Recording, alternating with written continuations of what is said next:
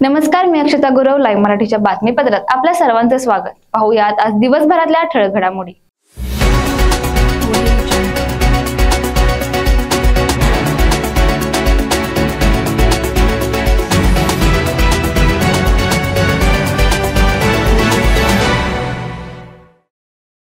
महाराष्ट्र राज्य एड्स नियंत्रण सोसायटीच्या कार्यप्रणालीचा सविस्तर आढावा घेण्यासाठी मुंबईमध्ये बैठक आयोजित करण्यात आली होती. या बैठकीत HIV प्रतिबंध, तपासणी, उपचार आणि जनजागृतीबाबत सुरू असलेल्या विविध कार्यक्रमाचा आढावा घेण्यात आला. यावेळी राज्यभरात HIV तपासणी केंद्राची कार्यक्षमता वाढवण्यावर भर देणे तसंच संवेदनशील समूहामध्ये जनजागृती मोहिमेस अधिक गती देण्याच्या सूचना आरोग्य मंत्री प्रकाश आंबेडकर यांनी दिल्या. पहलगाम इथं दहशतवादी हल्ला झाला. या हल्ल्यामध्ये दहशतवाद्यांकडून जात न विचारता थेट धर्म विचारत हिंदू धर्माला लक्ष्य करत पर्यटकांची हत्या करण्यात आली. यावर आता वैद्यकीय शिक्षण मंत्री हसन मुश्रीफ यांनी प्रतिक्रिया दिली.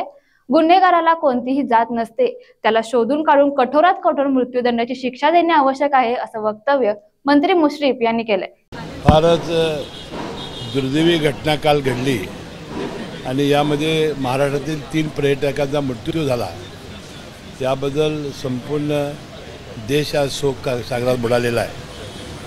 वास्तविक हे अतिशय भ्याड हल्ला आणि ज्या निर्दोष व्यक्तींच्या हातामध्ये काही नव्हतं, पर्यटनासाठी गेलेली हे सगळे लोक, ह्याच्यावर असा हल्ला होणं ही फार चीड आणि संताप आणणारी घटना आहे. देशाचे गृहमंत्री अमित शाह साहेब कालच गेलेले आहेत. देशाचे पंतप्रधान हे सौदीचा दौरा सोडून ते भारतात येत आहेत आणि मला वाटतं दोघेही मिळून असा कृत्य करण्याचा बदला आणि सूड घेतल्याशिवाय राहणार नाहीत याची खात्री आम्हाला आहे. आता अलीकडे 2-3 वर्षामध्ये काश्मीरमध्ये जे वातावरण तयार झालेलं होतं, पर्यटकांचा ओढा वाढलेला होता, त्याला गालबोट लावण्याचं काम या काही भ्याड लोकांनी केलेलं आहे. मला वाटतं या संघटित जी अशी प्रकारची गुन्हेगारी मोडून काढण्यासाठी हे प्रयत्न झाल्याशिवाय राहणार नाहीत आणि त्यांचा बदला घेतल्याशिवाय आपला देश राहणार नाही. कुठेतरी हिंदू मुस्लिम अशा प्रकारचा भेदभाव करण्याचा प्रयत्न झाला. देशात देखील अशा प्रकारचं वातावरण निर्माण करण्याचा हा मुद्दाम असं षडयंत्र रचण्याचा प्रयत्न झालेला आहे. म्हणजे शेवटी गुन्हेगार ह्याला कुठली जात नसते, त्याला शोधून काढून त्यांना कठोरात कठोर मृत्यूदंडाची शिक्षा देणं आवश्यक आहे. कोल्हापूरच्या रस्ते विकासासाठी नगरोत्थान महाअभियानाअंतर्गत 100 कोटी निधीचा निविदा काढून वर्क ऑर्डर ठेकेदाराला देण्यात आली होती. यासाठी 18 महिन्याचा कालावधी देण्यात आला होता, पण 15 महिने पूर्ण होऊन देखील फक्त 65% काम पूर्ण झाले. तसंच शासनाकडून 100 कोटीपैकी 23 कोटी 41 लाख एवढाच निधी महानगरपालिकेला प्राप्त झाला. यामुळे महाराष्ट्र शासनाने कोल्हापूरची फसवणूक केली असल्याचा आरोप करत शिवसेना ठाकरे पक्षाने आज कोल्हापूर महानगरपालिकेवर डांबराच्या गाडीतून प्रतिघात्मक पैसे आणत आंदोलन केलं. यावेळी विविध मागण्यांचे निवेदन शहर अभियंता नेत्रदीप सरनोबत यांना देण्यात आले. ते कोल्हापुरात होणार, इथं मिरज के टिकटी येथे एक तत्कालीन पालकमंत्र्यांनी इथल्या काही पुढाऱ्याने एक जाहीर सभेत सांगितलं आणि शुभारंभ केला.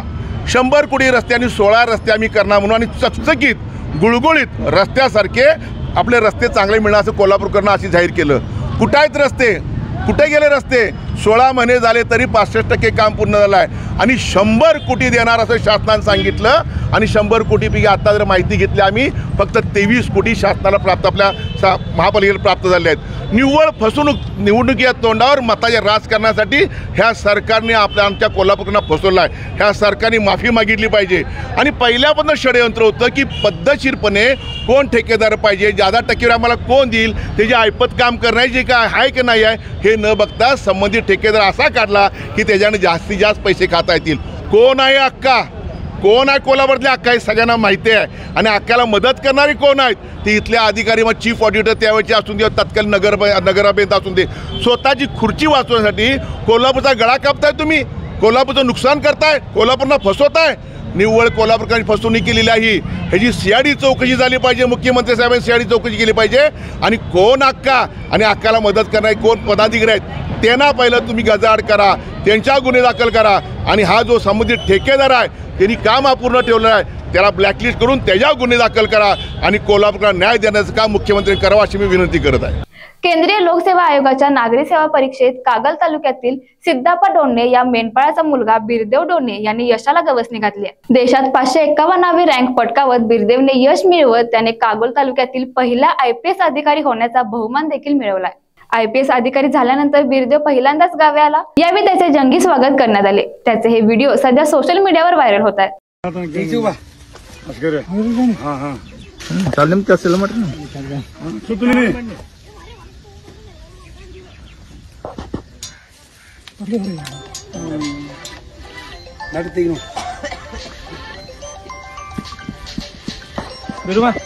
फोन येत मत ಹೇಳು जरा थोडे वेळ IPS ಆಗಿದೆ ಮತ್ತೆ ಬರೋಲ್ಲ ಮತ್ತೆ IPS ಆಗಿದೆ ಬರೋಲ್ಲ ಮತ್ತೆ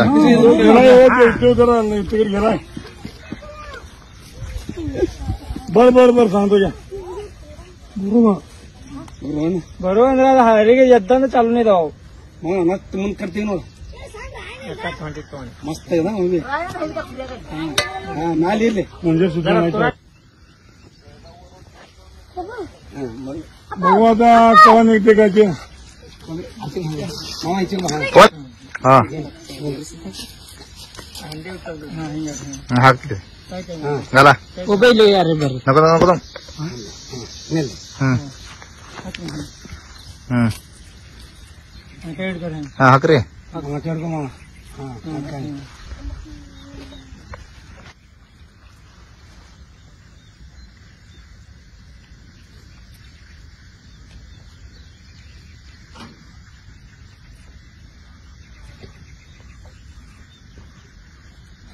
फोटो काढ ಮುಂದೆ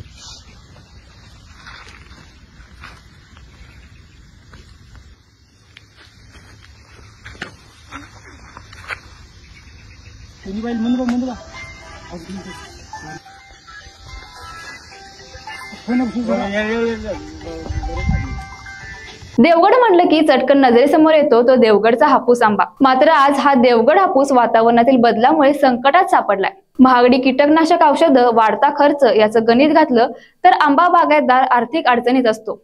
यावर्षी अजून मे महिना सुरू व्हायचा आहे, असे असताना देवगड हापूसचा मात्र तुटवडा जाणवतोय, त्यात दरही कमी। याबाबत आंबा बागायतदार किरण टेंबुलकर यांनी लाईव्ह मराठीला प्रतिक्रिया दिली आहे। खरं बघितलं तर यावर्षी कारण मागील 2-3 वर्षाचा विचार करता खरोखरच शेतकऱ्यांचे सध्याचे हे दिवस वाईट आहेत।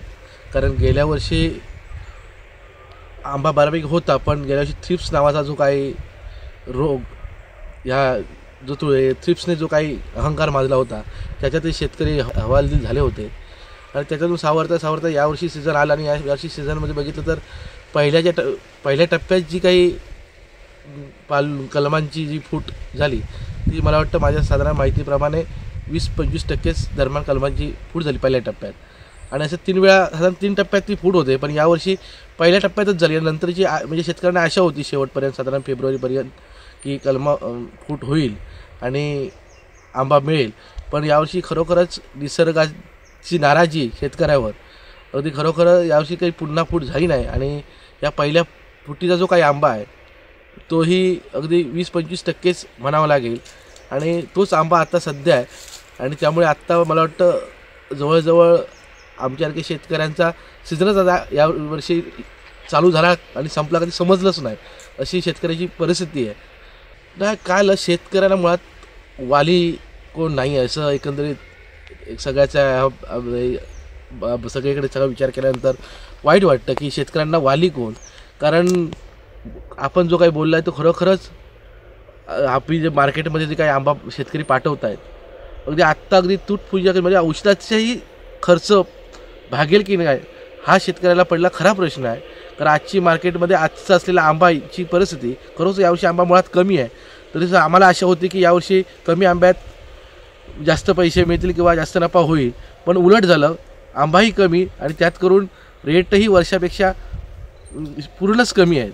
पहलगाम इथं झालेल्या हल्ल्यानंतर महाराष्ट्रातील काही पर्यटक हे जम्मू काश्मीरमध्ये अडकले होते। या पर्यटकांना परत आणण्यासाठी तसेच मदतीचा हात देण्यासाठी उपमुख्यमंत्री एकनाथ शिंदे हे बुधवारी रात्री काश्मीरमध्ये दाखल झाले। त्यांनी तिथे पर्यटकांची भेट घेत त्यांना आधार दिला।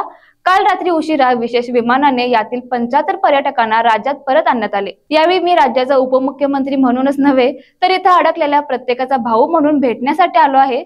त्यांच्या सुरक्षेची हमी महाराष्ट्र सरकारने घेतली आहे, असं उपमुख्यमंत्री एकनाथ शिंदे म्हणले। पहलगाम इथं पर्यटकांवर झालेल्या भ्याड हल्ल्यानंतर गिरीश महाजन यांच्यासह एकनाथ शिंदे काश्मीरला पोहोचले। गिरीश महाजन यांना सरकारतर्फे मुख्यमंत्र्यांनी पाठवलं असेल तर दुसरं तिकडं कोणी जायची गरज नाही, असं मत संजय राऊत यांनी व्यक्त केले। श्रेयवादाच्या लढाईत एकनाथ शिंदे महाराष्ट्राचा हस्ता करतायत, असं म्हणत राऊतांनी एकनाथ शिंदेंवर निशाणा साधला।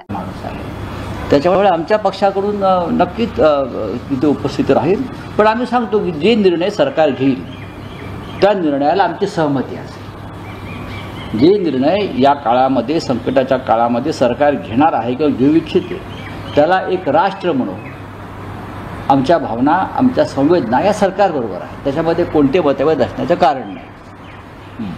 ठीक आहे, बोलू। एक प्रश्न अजून असा आहे की काल आपण पाहिलं गिरीश महाजन महाराष्ट्राचे मंत्री महाराष्ट्राच्या पर्यटकांसाठी काश्मीरला गेले, ताबडतोब उपमुख्यमंत्री एकनाथ शिंदे।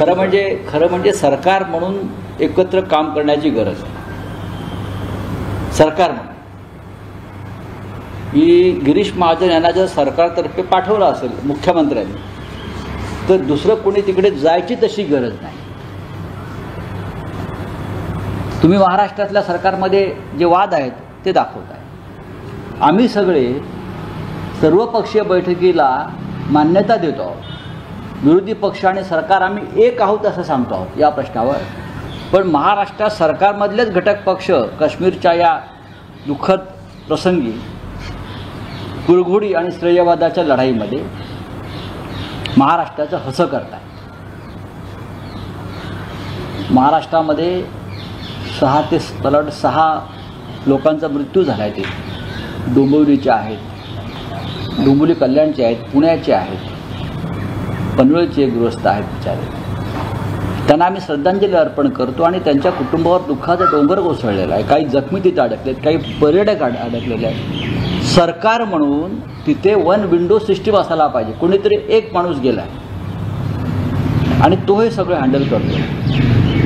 यापूर्वीसुद्धा आपण हे असं केलेलं आहे। पण मला वाटत नाही की हे जे एकनाथ शिंदे आहेत हे पॅरलल गव्हर्नमेंट चालवत आहेत का, की देवेंद्र फडणवीस मुख्यमंत्री जे आहेत नेतृत्व करत्या सरकारचं त्यांचं ऐकायला तयार नाहीत। हे अत्यंत दुर्दैव आहे। निदान अशा प्रसंगात तरी, अशा दुःखद प्रसंगात तरी कोणी अशा प्रकारच्या भूमिका घेऊन आम्ही घेतलेली नाही। आमच्या मनामध्ये काही शंका आणि प्रश्न आहेत, पण आम्ही म्हटलं आहे सरकार जे निर्णय घेईल त्याला आम्ही पाठिंबा देतो। आमच्या मनामध्ये नक्कीच काही शंका आणि प्रश्न आहेत काश्मीरविषयी, राष्ट्राच्या सुरक्षेविषयी, गृहमंत्र्यांच्या क्षमतेविषयी।